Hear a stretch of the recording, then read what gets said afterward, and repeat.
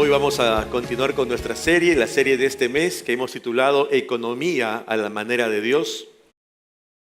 Qué mejor que tratar en esta ocasión sobre el punto de vista de Dios de la economía desde los evangelios. Si tú quieres escuchar el mensaje anterior, está en el Facebook, allí en la página de la iglesia, y allí encontrarás el primer tema. El primer tema, quiero decirte, lo tratamos básicamente desde la perspectiva del libro de Proverbios. Vimos la economía basado en solamente versículos del libro de Proverbios. ¿Qué nos dice Dios allí en el Antiguo Testamento? Entonces tú podrás revisar esa prédica allí y hoy revisaremos qué nos dice el Señor desde los evangelios, únicamente desde los evangelios. Y por eso el tema de hoy se titula ¿Qué dijo Jesús sobre economía?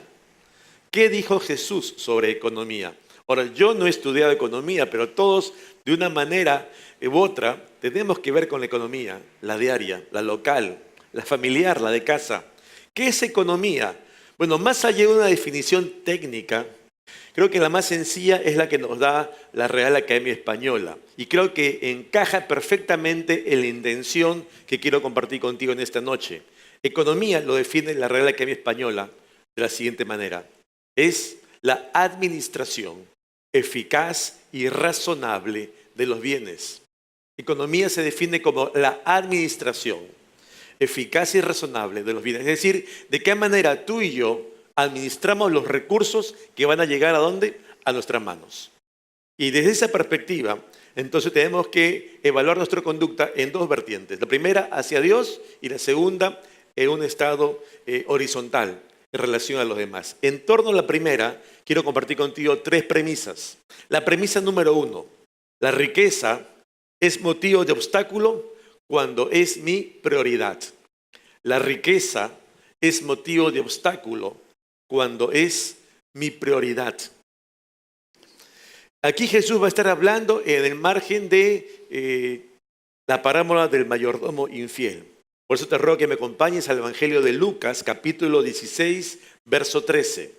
¿Qué dice la palabra? Allí dice, ningún siervo puede servir a dos señores, porque o aborrecerá al uno y amará al otro, o estimará al uno y menospreciará al otro. No podéis servir a Dios y a las riquezas. Bueno, es interesante que el Señor Jesús empieza con una precisión. Dice, ninguno. Es decir, no hay persona sobre la faz de la tierra, cual fuere su condición o estudios, hombre o mujer, indistintamente de ello. No hay quien sea capaz, no hay quien pueda tener el poder. No hay nadie que pueda ser capaz de decir, yo tengo en forma simultánea y equitativa a dos dioses, dos que rigen mi vida. En este caso, Dios y las riquezas. Yo los considero por igual. No es posible esa equidad en la vida de un ser humano.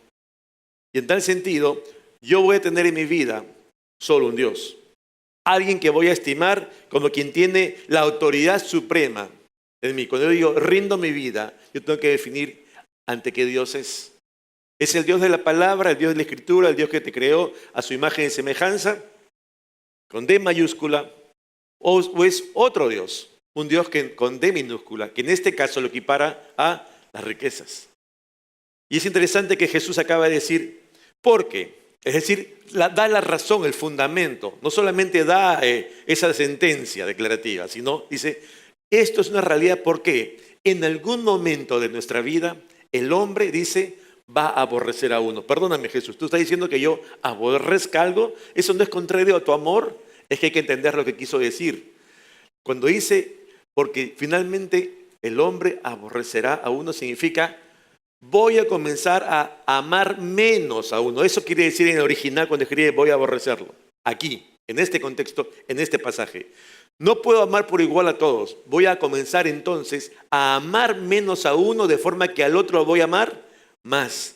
Entonces va a llegar un punto en que voy a tomar una definición, amando menos a uno y amando más al otro. Y voy a tener definitivamente claro entonces quién es mi Dios. ¿Es Dios o las riquezas? Las riquezas o Dios. Porque de una otra manera este equilibrio no es posible en la vida de un hombre.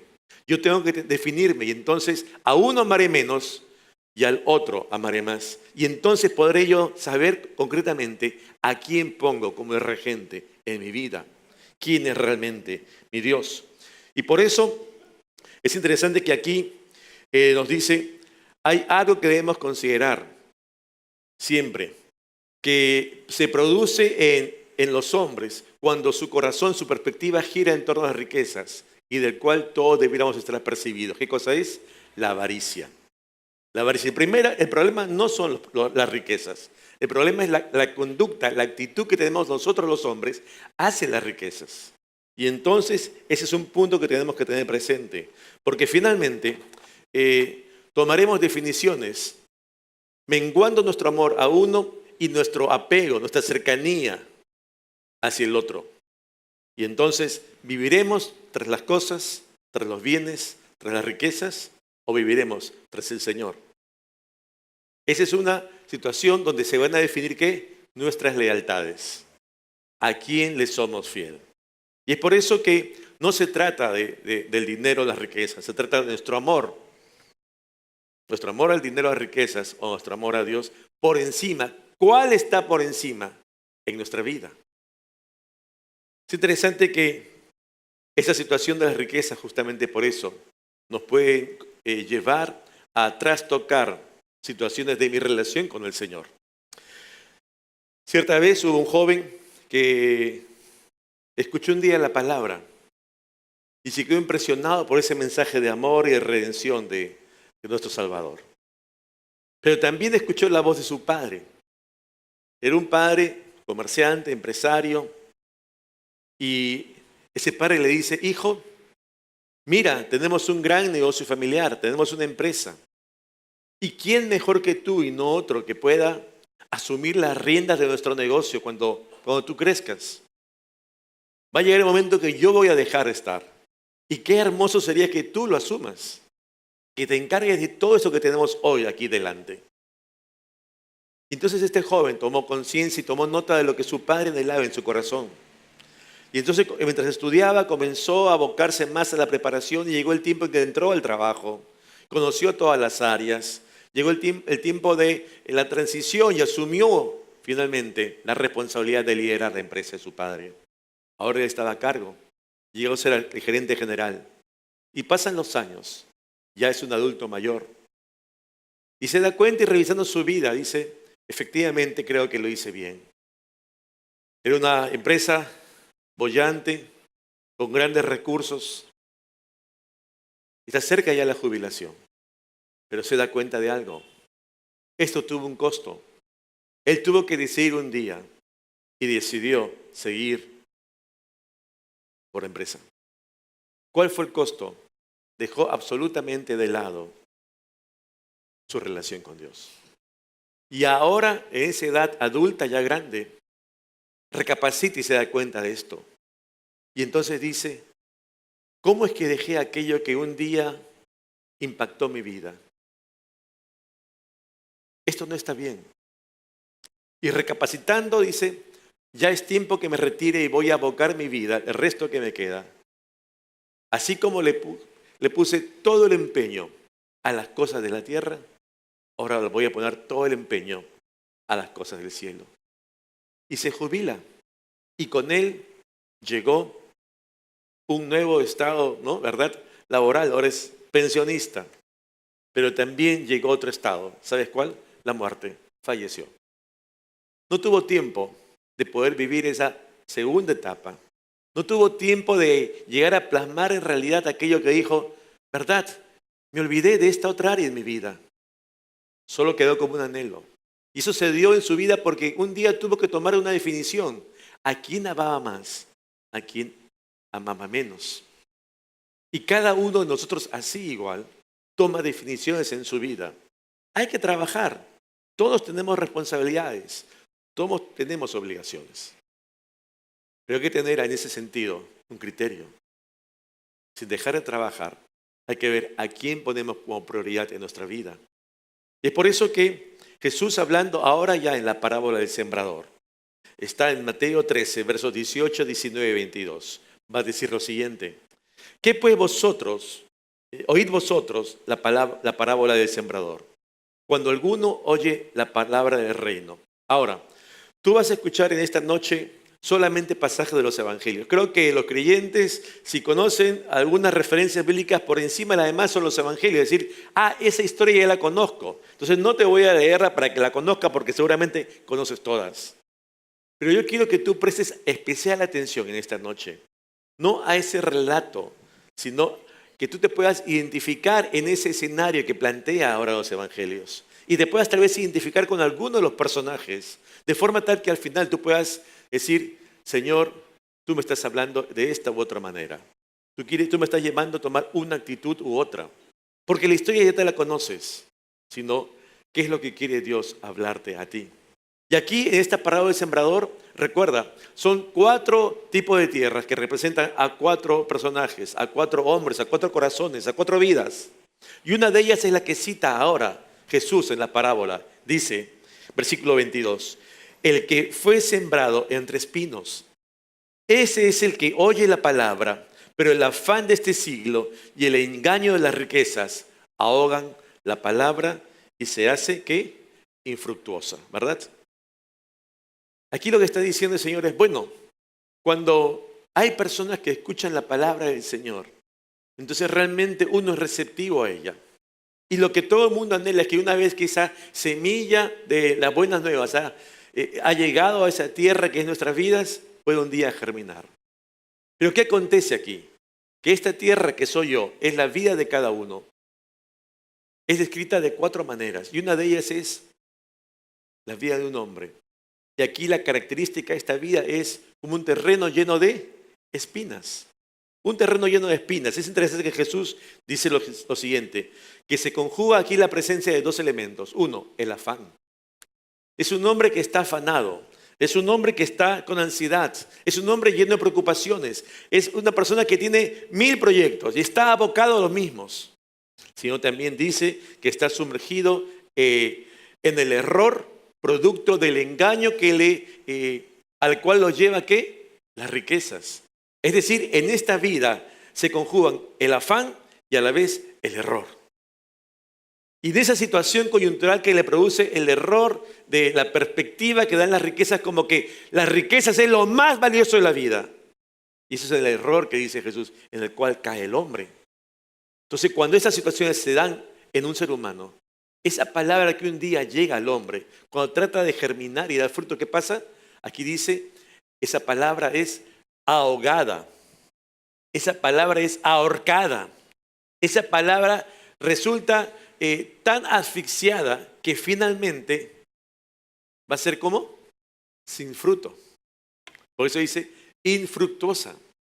No va a tener un resultado favorable posterior. Es como que realmente nunca hubieran aventado sobre ese terreno semilla alguna. Porque no vemos finalmente ningún resultado producto de esa siembra. El afán y el error al cual nos lleva el amor a las riquezas ahogó esa palabra. Y justamente eso es algo que nosotros tenemos que tener cuidado. Porque, lo repito, el problema no son las riquezas, es nuestra conducta hacia las riquezas.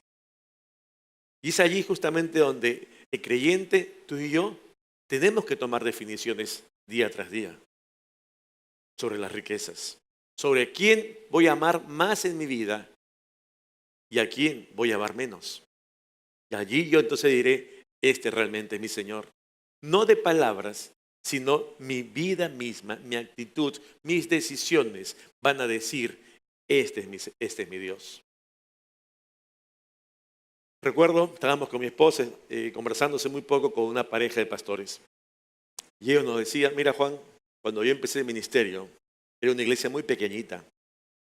Tan pequeña que ellos en la iglesia no podían sustentarnos totalmente. Y entonces tuvimos que trabajar a medio tiempo. Y voy a ponértelo gráficamente, yo se lo comparto, es así. Si con la iglesia yo podía percibir un sueldo de 4, trabajando por mi cuenta, solo medio tiempo, yo ganaba 11. Pero mi esposa también trabajaba y ella ganaba 15. Es decir, teníamos un gran ingreso. No producto de lo que pudiera ser mi salario pastoral, mi sueldo, sino nuestro trabajo. Estábamos acostumbrados a una vida boyante económicamente, producto de nuestro esfuerzo. Nos iba bien, teníamos carro, propiedad, perfecto. Pero un día el Señor nos dice que debemos cambiar de ministerio. Y eso implicaba cambiar de ciudad. Ello conllevaba que no te puedes llevar el trabajo a la otra ciudad. No te puedes llevar tus posesiones a la otra ciudad. No te puedes llevar el salario a la otra ciudad. Cuando se enteran cuándo iba a ganar incluso menos que los 4. Y ya no iba a tener los dos trabajos adicionales. Definiciones. ¿Dejo esta mi comodidad actual o decido seguir al Señor aún pagando el costo? Ahora tú puedes decir, claro, ese es el caso excepcional de un pastor. Pero en situaciones similares, todo creyente también se enfrenta a este tipo de decisiones. Siempre que tenemos que tomar decisiones, ¿a quién amaré menos? Y en contraparte, ¿a quién amaré más? Y a eso es lo que nos quiere enfocar el Señor aquí. Hay una segunda premisa. El fijarnos en la riqueza como el fin, nos desvía de lo más importante. Nos desvía de lo más importante. Lucas 12, versos 13 al 21, dice lo siguiente. Les dijo una de la multitud: Maestro, di a mi hermano que parta conmigo la herencia. Mas él le dijo: Hombre, ¿quién me ha puesto sobre vosotros como juez o partidor? Y les dijo: Mirad y guardaos de toda avaricia, porque la vida del hombre no consiste en la abundancia de los bienes que posee. También les refirió una parábola diciendo: la heredad de un hombre rico había producido mucho. Y él pensaba dentro de sí diciendo: ¿qué haré? Porque no tengo dónde guardar mis frutos. Y dijo: esto haré. Derribaré mis graneros y los edificaré mayores, y allí guardaré todos mis frutos y mis bienes. Y diré a mi alma: alma, muchos bienes tienes guardados para muchos años. Repósate, come, bebe, regocíjate. Y entonces Dios le dijo: necio, esta noche vienen a pedirte tu alma, y lo que has provisto, ¿de quién será? Así es el que hace para sí tesoro y no es rico para con Dios. Es interesante que ahora Jesús está delante de una multitud y una persona de pronto sale y le dice: maestro, maestro,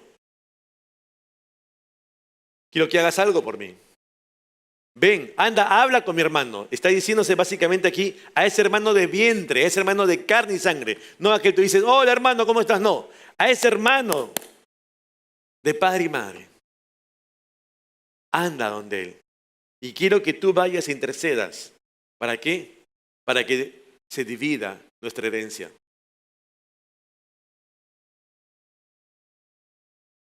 Jesús lo ve y le dice: antropos, varón. Esa definición que nos da ahí cuando fue creado el hombre a su imagen y semejanza en el Génesis. Y le dice: hombre, ¿quién me ha puesto a mí sobre ustedes para que yo pueda hacer esto que tú me estás pidiendo? ¿Soy yo acaso juez? ¿Soy yo acaso un administrador que puede hacer la división y partición de una masa hereditaria? ¿Tengo yo esa prerrogativa legal? ¿Tengo yo esas facultades por lo cual tú me estás viniendo? Bien puedo decirle a Jesús: oye hijo, ¿tú tienes bien en claro o no por qué yo estoy aquí en la tierra? Si citásemos otro pasaje de la Escritura del Evangelio, dijo: ¿para qué vino Jesús? Él vino para buscar y salvar lo que se había perdido. Y le puedo decir: yo vine para esto, hombre. ¿Tú crees que yo he venido para dividir herencias? ¿Estás consciente de lo que me estás pidiendo? Yo no he venido para esto. Yo no he venido para esto. Y es interesante que Jesús aprovecha siempre situaciones como esta para enseñar a sus discípulos algo que considera que es esencial que ellos aprendan para poder guardarlo en su corazón y ponerlo en práctica y a la vez enseñarlo luego a otros. Y es por eso que ahora les dice: Miren, lo que realmente es importante aprender ahora es que hay que mantenernos alertas. Hay que estar atentos de diversas maneras, vigilantes. ¿Para qué? Para abstenernos, para evadir de todo modo, para levantar barreras. ¿Para qué? Para que en nuestro corazón no se geste ¿qué? La codicia. La codicia por las riquezas. Y otra vez no está hablando de que las riquezas sean malas o buenas. Está hablando del corazón y la actitud de un hombre frente a las riquezas, que es ello totalmente distinto. Y entonces le dice esto. Y para aclarar el asunto, Jesús, ¿qué hace? Les presenta una parábola.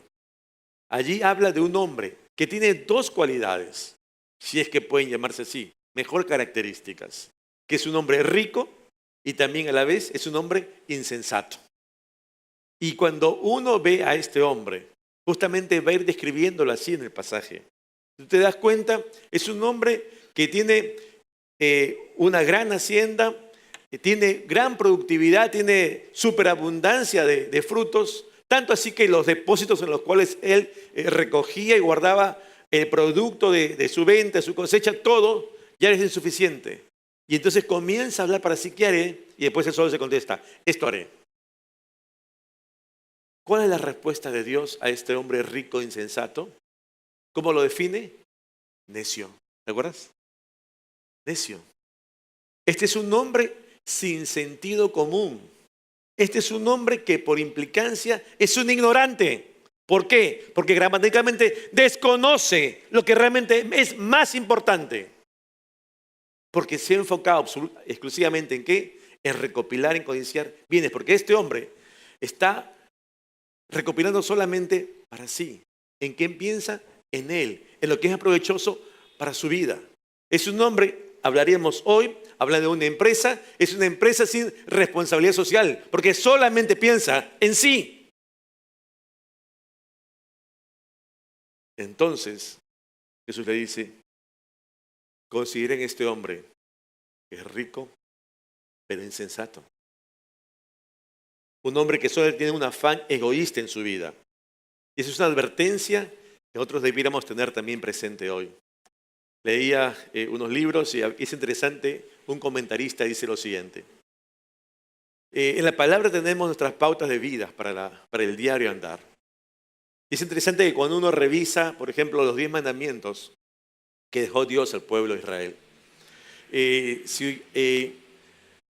viendo el octavo mandamiento y el sexto mandamiento, que es no matarás, no hurtarás, si uno los violenta, uno diría, quebranta los principios de Dios, pero a su vez también quebraría los principios del hombre, ¿verdad? Porque cuando uno comete un homicidio, cuando uno hurta, ¿no? Es sujeto también a una sanción punible, ¿no? A una condena, puede ir hasta preso, ¿verdad? Es interesante. Pero sin embargo, cuando hoy uno dice, quebranta el 10º mandamiento, ¿qué dice? No codiciarás. Hoy no encontramos ninguna sanción al no codiciarás. Es más, si tú lo enfocas de una perspectiva ya ahora de un empresario que está abocado a hacer sus cosas, y uno dice, pero qué hombre tan codicioso. No es codicioso. Mira, está haciendo empresa.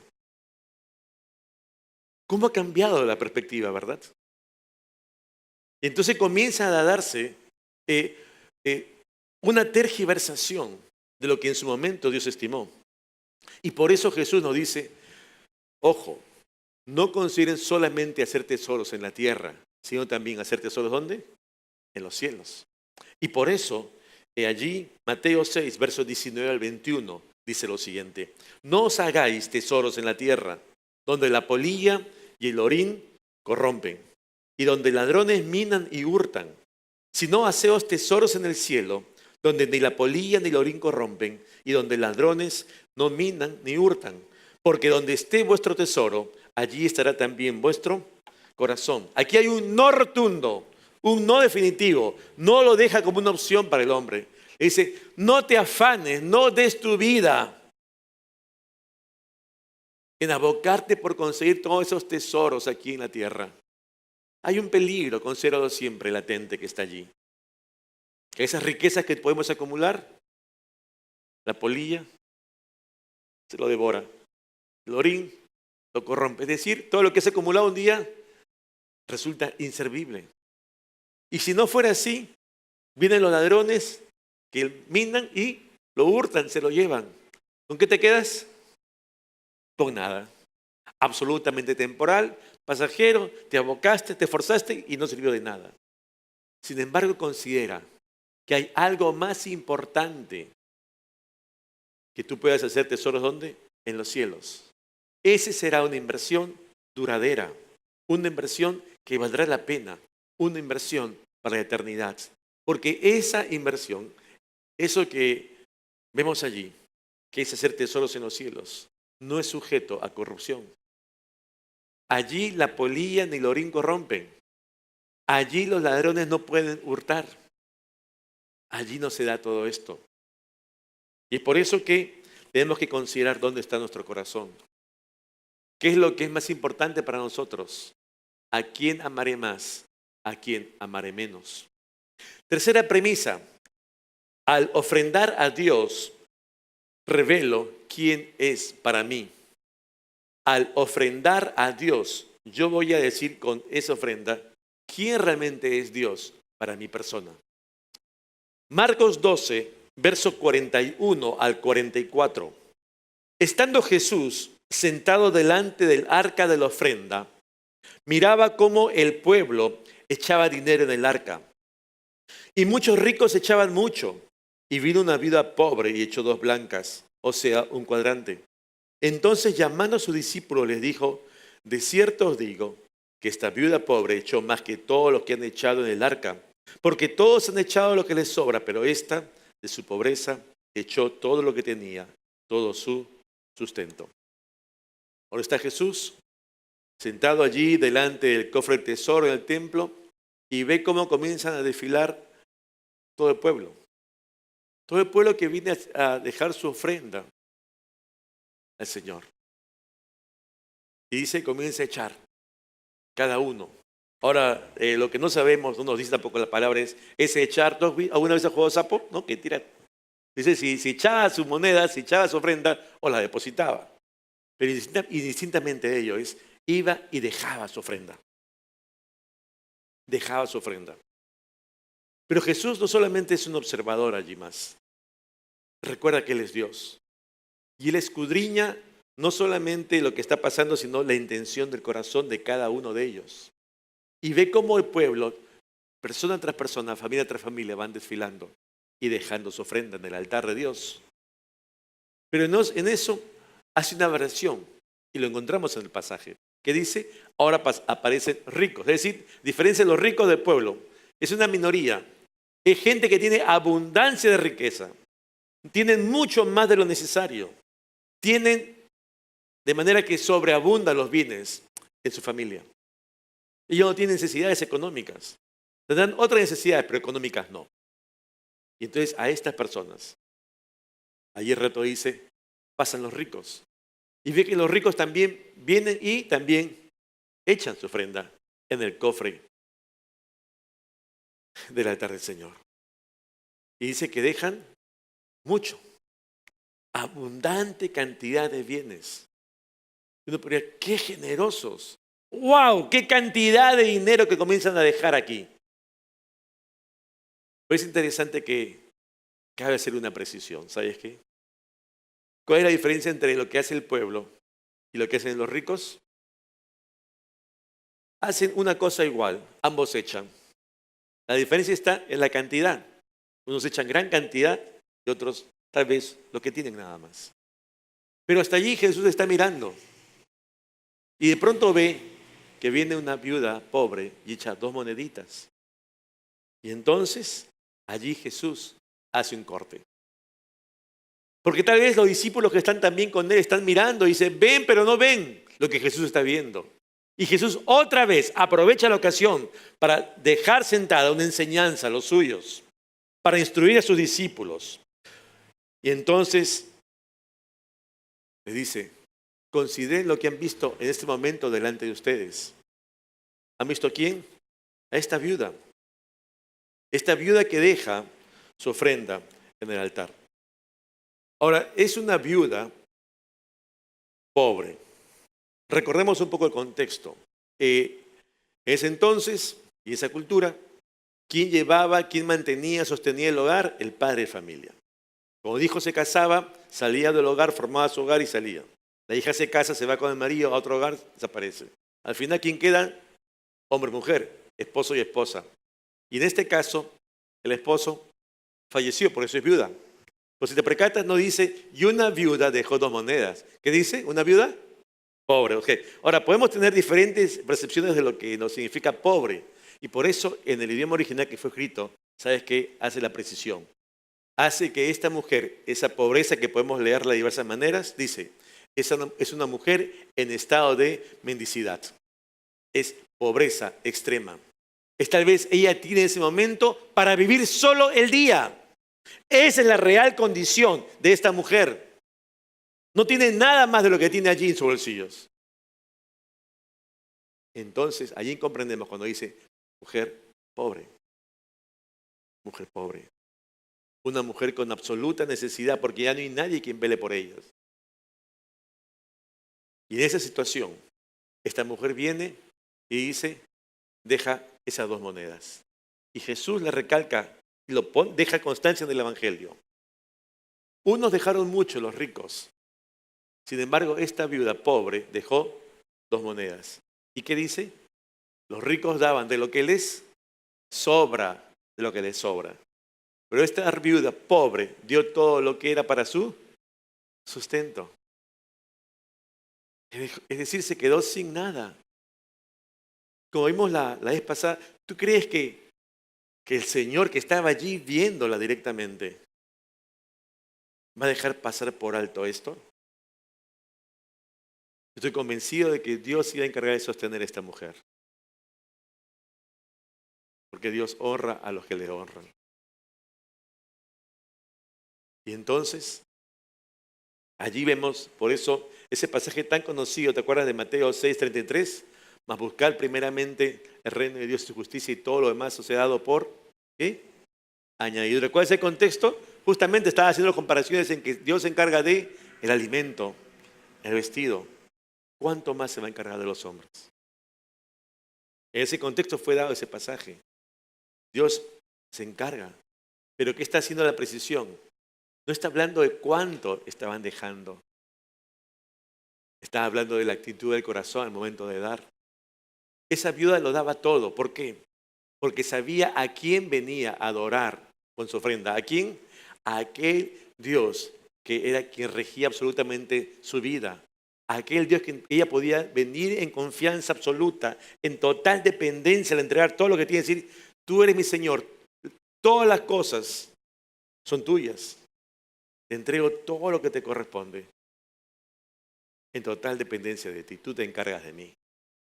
Y esa fue la gran distinción de aquellos ricos que dejaron muchísimo. Y no se trataba entonces de cantidad, sino de la actitud del corazón.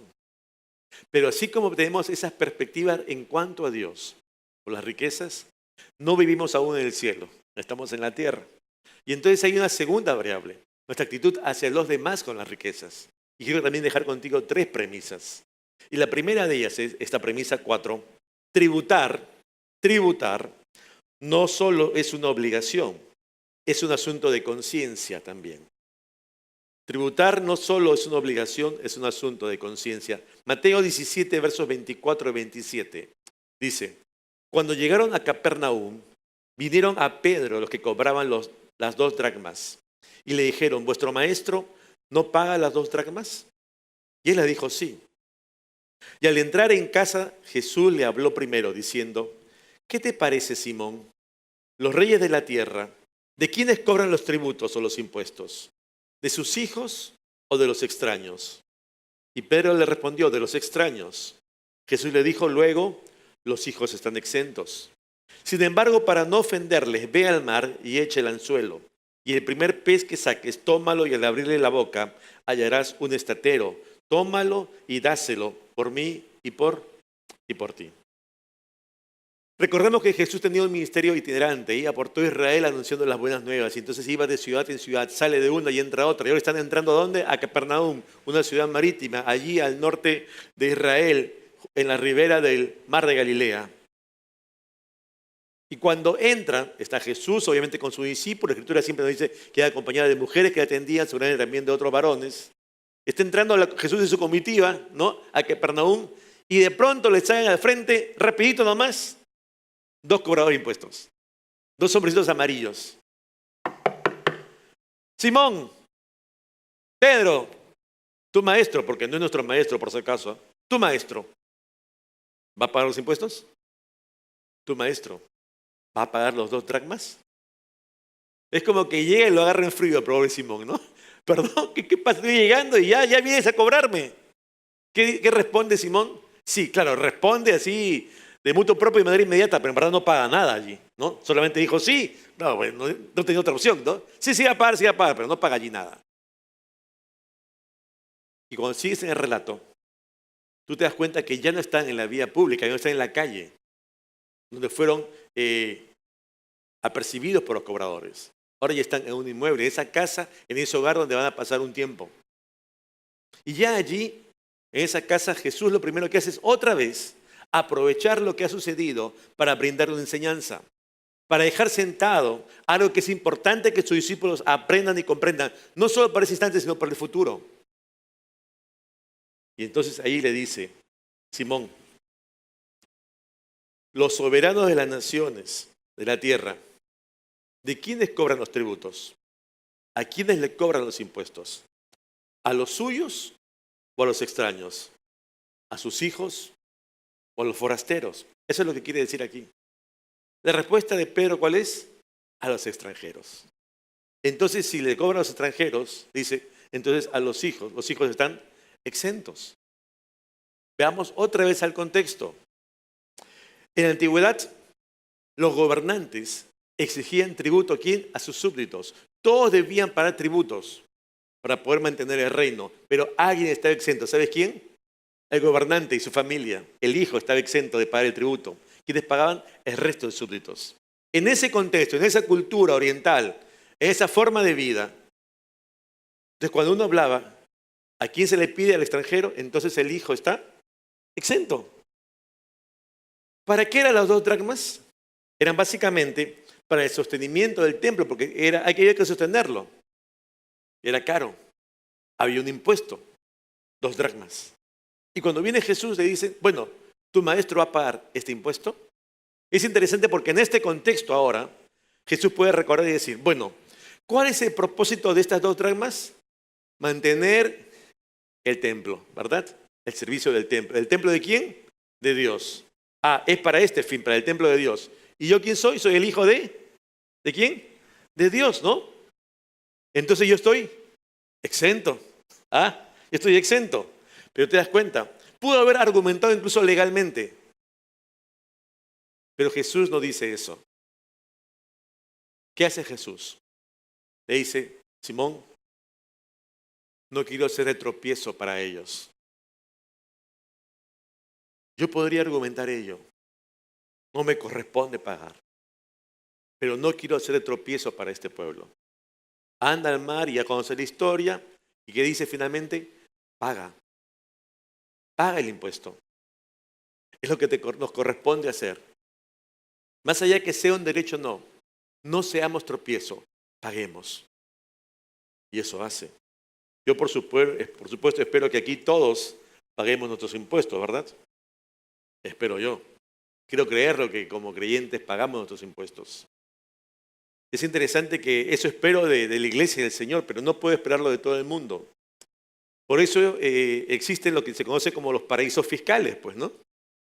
Para preparar ese tema, conversé con una persona que conocía mucho este tema de administración tributaria. Y me comenzó a explicar cómo funciona esto de la evasión tributaria, elusión tributaria, todos estos mecanismos por los cuales yo no pago impuestos o veo la manera para pagar menos impuestos. Mira, acá lo tengo. Que por supuesto no te lo voy a decir para que tú no hagas lo mismo. Pero era muy interesante. La forma en que uno en el extranjero puede hacer su negocio para no pagar finalmente aquí en el país. O aún en el país busca legalmente, es interesante para ser compartido con Jesús.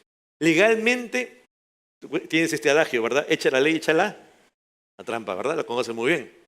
Entonces, buscamos los argumentos legales y entonces buscamos pagar menos. Ya no puedo dejar de pagar, pero ¿de qué manera pago menos? Ya está. Y Jesús no hizo eso. ¿Qué hizo Jesús? No quiero ser tropiezo de nadie.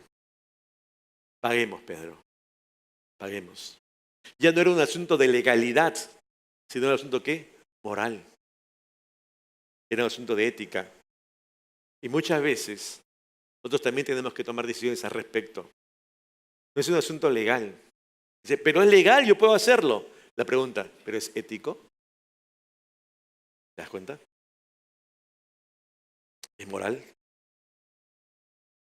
Eso no se le puede pedir a un no creyente, pero a un creyente es algo que debemos aprender. Pero ahora Jesús ya no está en Capernaum. Jesús está en Jerusalén. Marcos 12, versos 13 al 17. Dice la palabra, y le enviaron algunos de los fariseos y de los herodianos para que le sorprendiesen en alguna palabra. Vinieron ellos y le dijeron, maestro, sabemos que eres hombre veraz y que no te cuidas de nadie porque no miras la apariencia de los hombres, sino que con verdad enseñas el camino de Dios. Preguntamos, ¿es lícito dar tributo a César o no? ¿Daremos o no daremos? Mas él, percibiendo la hipocresía de ellos, les dijo, ¿por qué me tentáis? Traedme la moneda para que la vea. Y ellos se la trajeron. Y le dijo, ¿de quién es esta imagen y la inscripción? Ellos dijeron, de César. Respondiendo Jesús les dijo, dad a César lo que es de César y a Dios lo que es de Dios. Es interesante que ahora vemos a dos sectas religiosas, a los fariseos y a los herodianos. Y sabes que la historia nos dice que eran dos sectas religiosas enemigas entre sí, acérrimas, no se podían ver. Pero es interesante que ahora estas dos facciones religiosas opuestas, enemigas entre ellas, tienen a su vez ellas un enemigo común, Jesús. Entonces se unen, forman una colisión para hacer frente a su nuevo enemigo, Jesús. Y van donde él. Y entonces buscan de él tomar una palabra para argumentar justamente que está en un error, para hacerle caer. ¿Y cuál es la materia que utilizan estos hombres buscando hacer caer a Jesús? La tributación, el pago del impuesto. El pago del impuesto. Porque en resumen, aquí lo que le preguntan a estos hombres es, maestro, ¿es lícito? Está hablando de legalidad. ¿Es lícito pagar impuestos a un gobierno extranjero? Esa es la pregunta. ¿Es lícito pagar impuestos a un gobierno extranjero? El contexto todos lo sabemos, ¿verdad? Otra vez, que es importante recordarlo siempre. Israel está sujeto a ese dominio de lo que es el imperio romano. Y es por eso que tú vas a encontrar que están los Herodes, esos hombres designados por el imperio, allí, enclavados en territorio israelita. Tú vas a encontrar a hombres como Leví, cobradores de impuestos de los judíos para llevárselos ¿a quién? A estos hombres, al imperio romano. Y le dice, ¿es lícito pagar impuestos a un gobierno extranjero? Y aquí lo interesante que Jesús responde de la siguiente manera. Tráigame una moneda, dice. ¿De quién es la imagen que está acá? ¿De quién es? Tiberio César. ¿Quién es Tiberio César? El emperador, el César. Entonces le dice, date al César lo que es de César. Y creo que todo el mundo sabe lo que sigue, ¿no? Y data, ¿a quién? A Dios lo que es Dios. Pero siempre queda esa frase, bueno, todo el mundo entendió perfectamente que era del impuesto, la monedita, la cara, paga el impuesto, pero ¿y qué tiene que ver con la segunda parte? Date a Dios lo que es de Dios. Y si tú recuerdas, como creyente, cuando abrimos la palabra al inicio, dice que Dios, nuestro Creador, nos hizo a imagen y semejanza ¿de quién? De Él. Nosotros reflejamos esa impronta del Señor.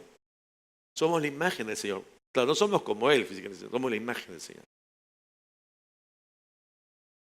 Y así como esa moneda refleja ¿a quién? a Tiberio César y le dice, den al César lo que es de César, haciendo mención a esa imagen. Ahora le dice al resto de los hombres. Todos nosotros, todos los hombres, llevamos la imagen, la impronta, ya no de Tiberio César, sino ¿de quién? De Dios. De Dios. ¿Y qué más dice? Entonces todos nosotros, ya deja de hablar de impuestos, todos nosotros estamos llamados a darle a Dios entonces lo que es de Dios. Y la pregunta, hermano, hoy es, ¿y tú le das a Dios lo que es de Dios?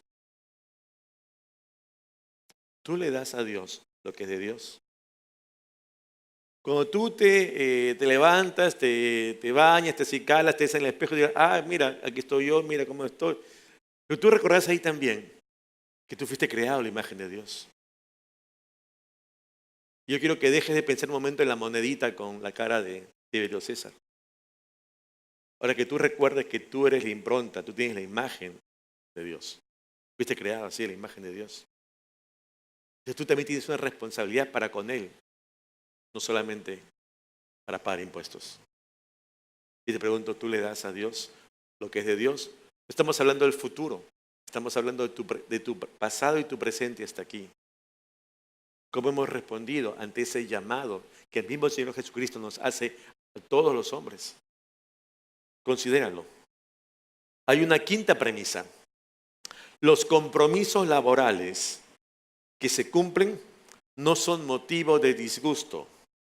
Los compromisos laborales que se cumplen no son motivo de disgusto. Mateo, y está hablando ahora Jesús sobre el reino de los cielos. Mateo 20, versos 1 al 15. Dice la palabra, porque el reino de los cielos es semejante a un hombre, padre de familia, que salió por la mañana a contratar obreros para su viña. Y habiendo convenido con los obreros en un denario al día, los envió a su viña. Y saliendo cerca de la hora tercera del día, vio a otros que estaban en la plaza ocupados, y les dijo, id también vosotros a mi viña, y os daré lo que sea justo. Y ellos fueron. Salió otra vez cerca de las horas sexta y novena, e hizo lo mismo. Y saliendo cerca de la hora undécima, halló a otros que estaban desocupados, y les dijo, ¿por qué estáis aquí todo el día desocupados? Y le dijeron, porque nadie nos ha contratado. Y él les dijo, id también vosotros a la viña, y recibiréis lo que sea justo. Cuando llegó la noche, el señor de la viña dijo a su mayordomo, llama a los obreros y págales el jornal, y comenzando desde los postreros hasta los primeros.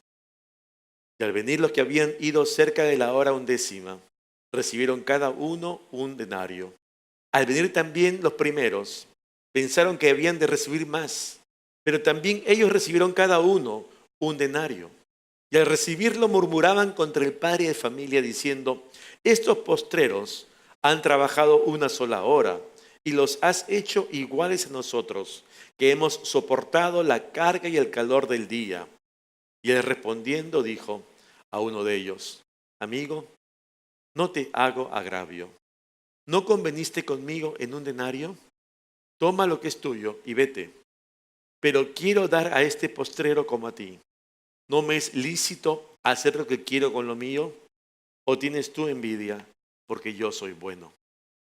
Hablando sobre economía otra vez. Aquí vemos ahora un padre de familia.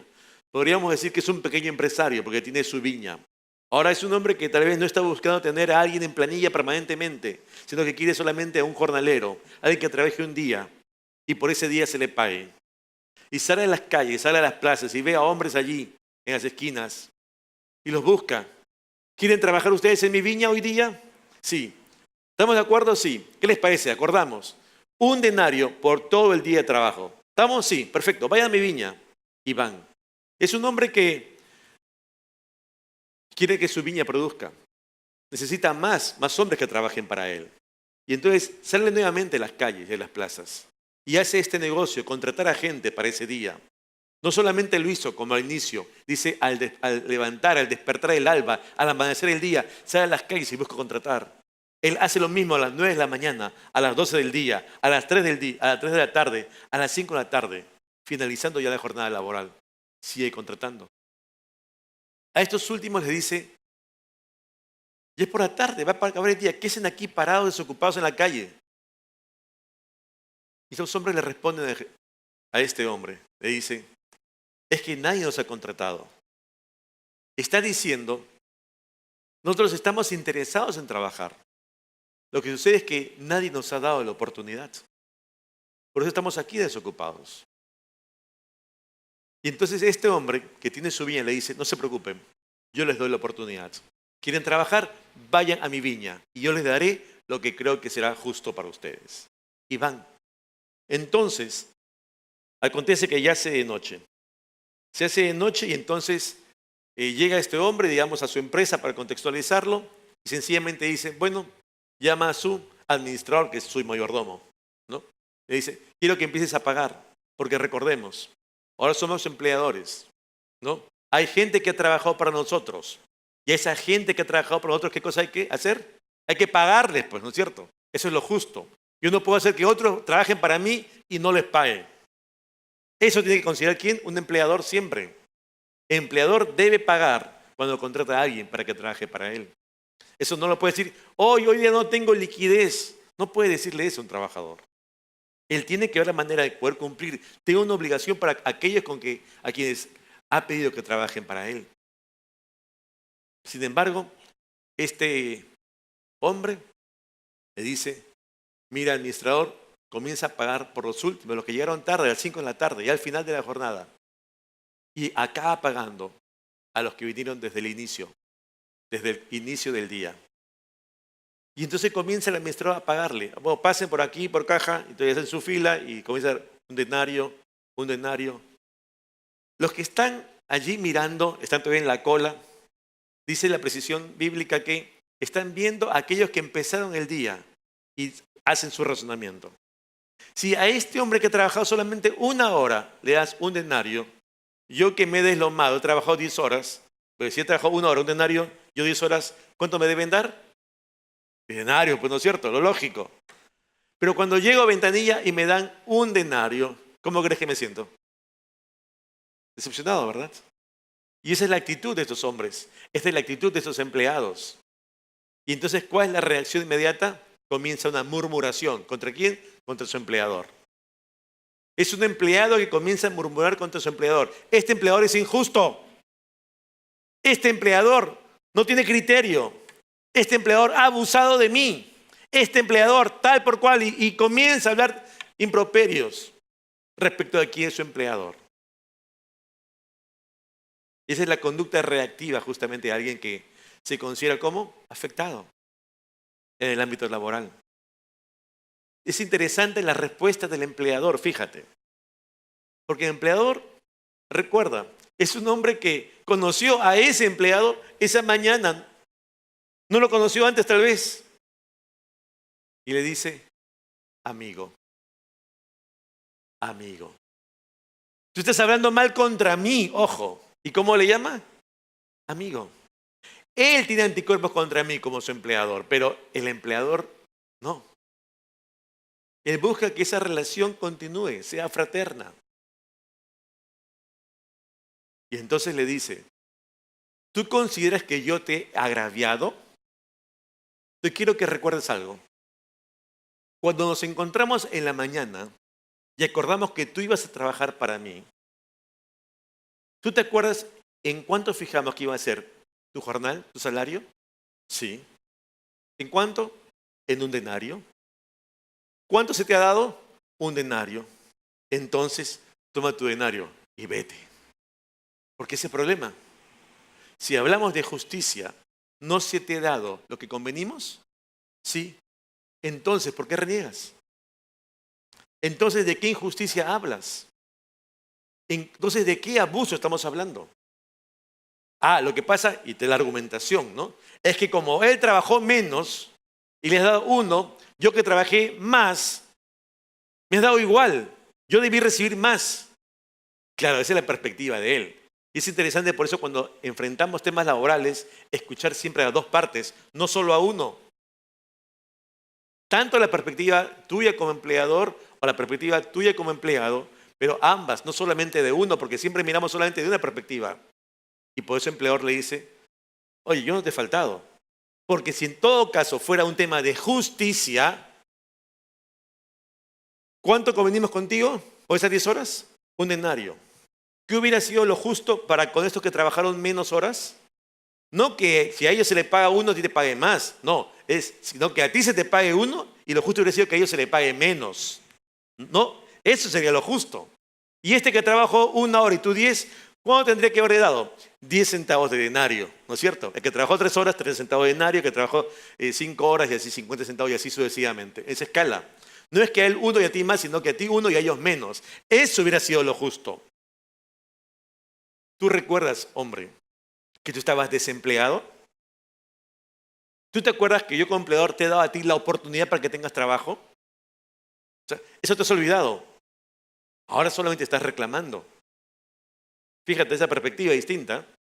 Empleado y empleador. Tú considera ahora, le dice. Si hablamos de justicia, yo te he pagado lo que es justo. Ahora. Y lo confronta entonces al empleado. Yo los he visto a todos ustedes que han trabajado en mi viña, como sin trabajo, sin nada que pueden llevar a casa. Ustedes tienen responsabilidades, tienen obligaciones. Tanto tú que has trabajado 10 horas como el que ha trabajado 1. ¿Es cierto o no? Claro que sí. Y entonces, si a ti te di lo justo, un denario, y a él que le debí dar 10 centavos de denario, le doy un denario,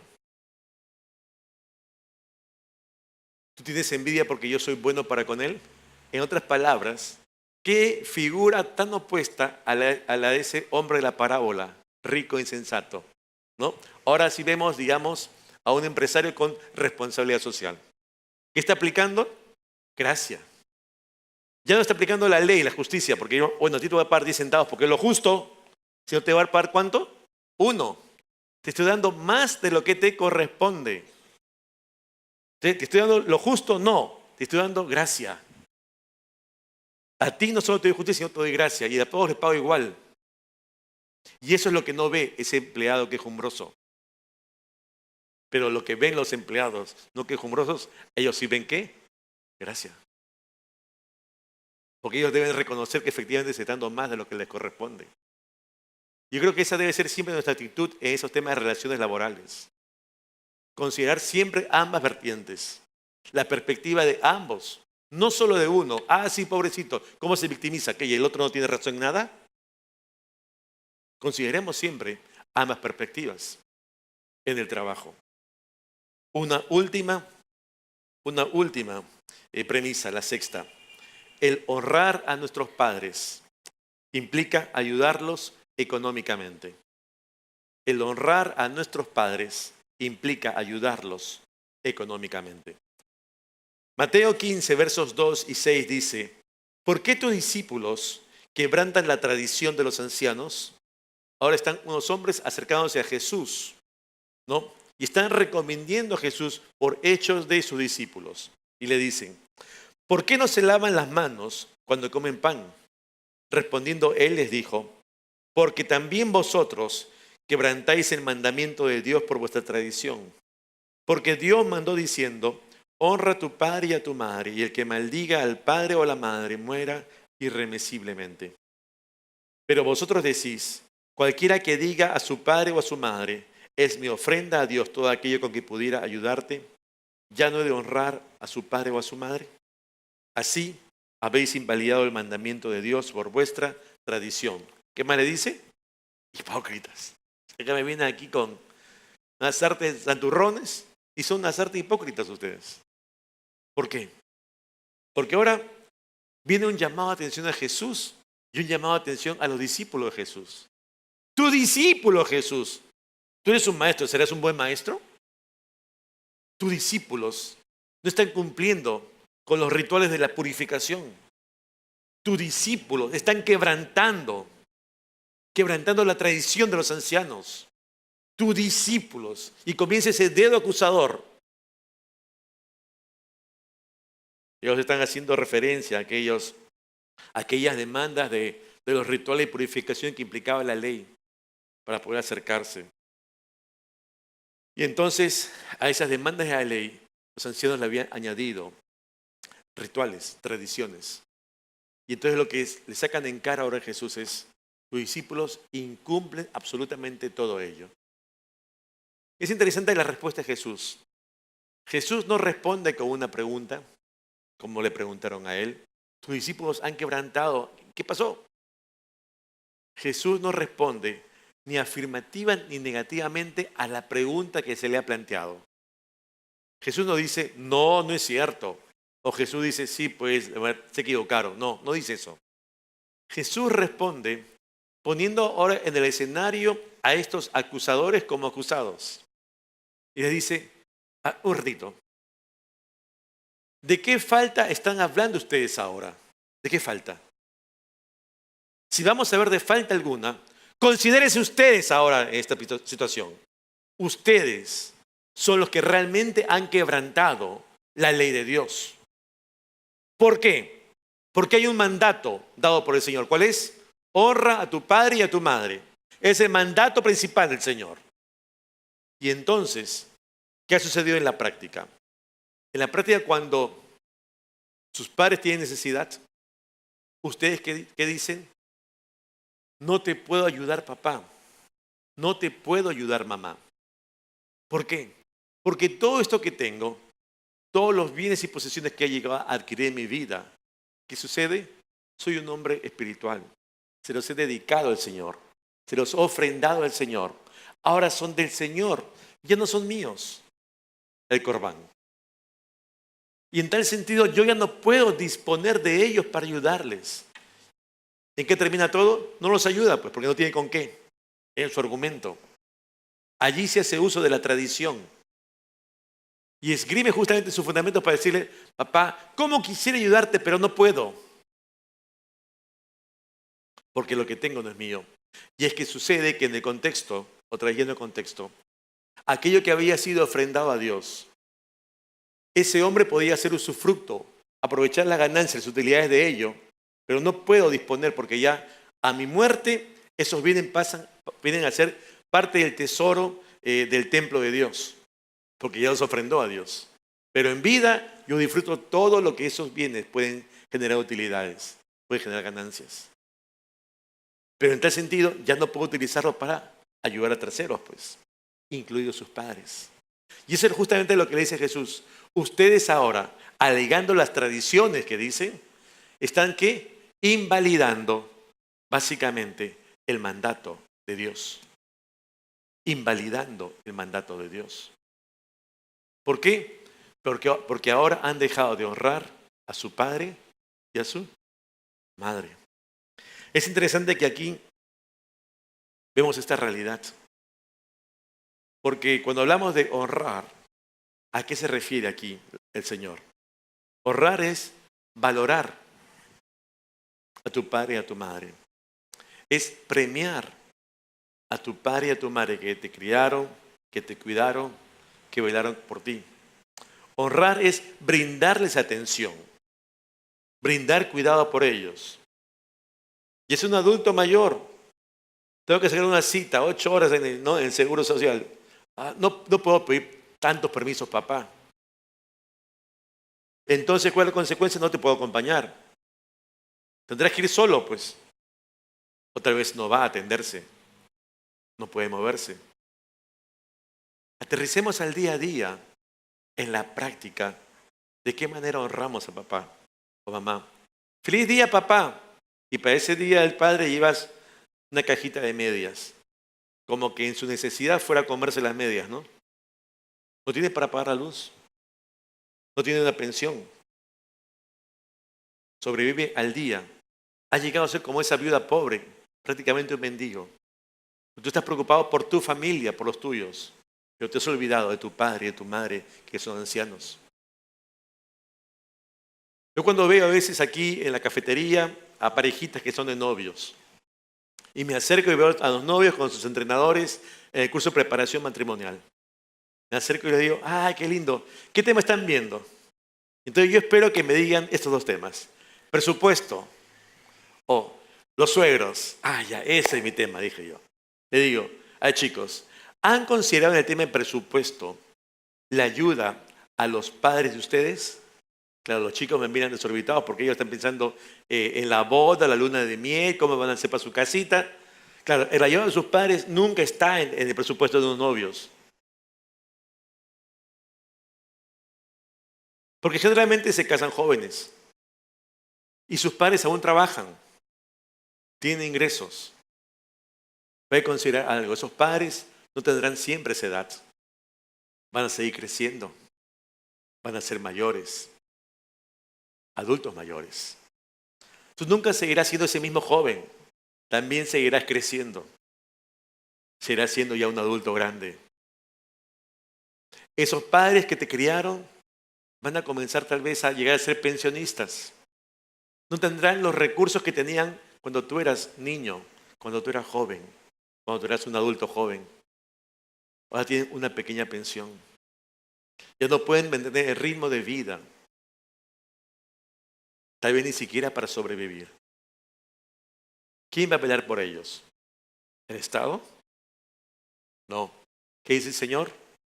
Somos nosotros. Porque aquí todos somos hijos. Tal vez no todos somos padres, pero todos somos hijos. Algunos con padres aún vivos físicamente. Y el Señor nos dice, honra si tu padre se portó bien contigo, sino honralo. Y yo he hecho precisión al tema económico, porque ese es un tema importante que hay que ver por nuestros padres.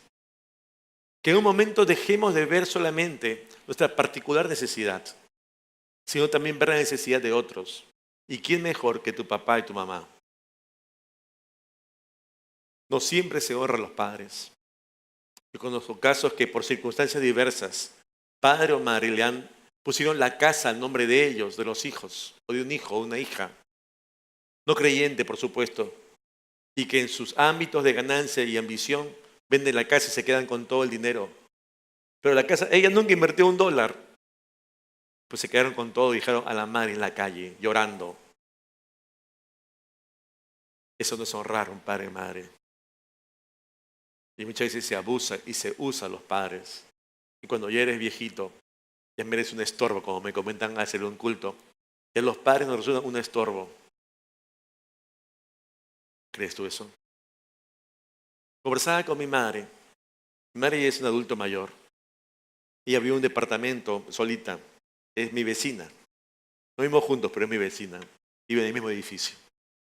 Y me dice, Juan, mira, una de las cosas más terribles de ser ya adulto mayor, vivir así en una casa sola, ¿sabes qué cosa es? No es la falta de recursos, me dice.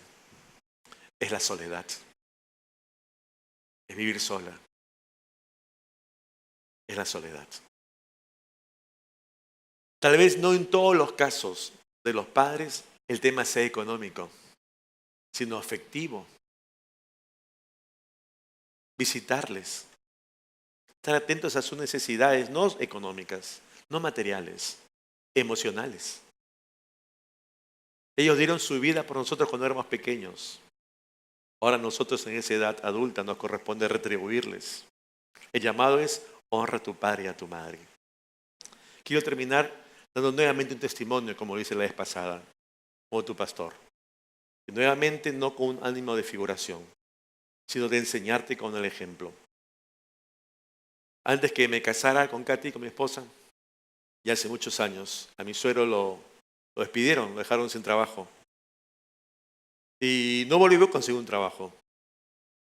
Y mi suegra hacía labores de costura en casa, obviamente, nunca tuvo un trabajo, digamos, con recibos, con planilla, sin ninguna pensión. Y recuerda, los pensionistas, ¿no?, de hoy no son los pensionistas de la generación pasada y menos de la anterior, donde sus pensiones son así, ¿te cuentas? ¿Qué decidimos con Katy? Apoyarlos económicamente mes a mes. Tuvimos que tomar un momento esa decisión. Oye, somos 4 hermanos. Bueno, no son mis padres, son padres de Katy, pero somos uno, ¿verdad? Eso es el matrimonio. Porque uno esperaría también que suceda a la inversa, ¿no? Si fuera el caso de mis padres también, pero ahora es el caso de ellos. de los padres de mi cónyuge. Vamos a apoyarles. Y eso ha sucedido. Buen tiempo ya. ¿Y sabes qué? Es un tema al cual uno puede demostrar que le honra. No se trata de la cantidad otra vez. ¿Se trata de qué? La actitud de corazón. Uno puede decir, bueno, ¿cuánto es lo que le hace falta a papás? Por supuesto, 100. Somos 4 hermanos. ¿Cuánto le corresponde a cada uno? ¿Cuánto? ¿Ah? 25, ¿verdad? Claro, ese sería un tema de justicia, de una equidad, 25 cada uno. Pero no siempre es lo correcto. ¿Por qué? Porque si uno gana 1000, otro gana 500, otro gana 200 y otro gana 100. Y tú le pides al de 1000 que dé 25, estás como ese rico, ¿no? Que le da de lo que le sobra, pues. Pero pídele 25 al que gana 100. Estás pidiéndole un cuarto de su presupuesto mensual. ¿Te das cuenta? ¿Tú te das cuenta cómo esa justicia de gano 25, pues somos 4 hermanos? No siempre es justicia. No siempre es equidad. Es un tema que cada uno, cada familia debiera considerar con sabiduría. Pero el punto mayor es, hay que honrar a nuestros padres. Ese es el llamado de Dios. Honra a tu padre y a tu madre. Amén, iglesia. Amén. Vamos a orar. Te invito a que oremos.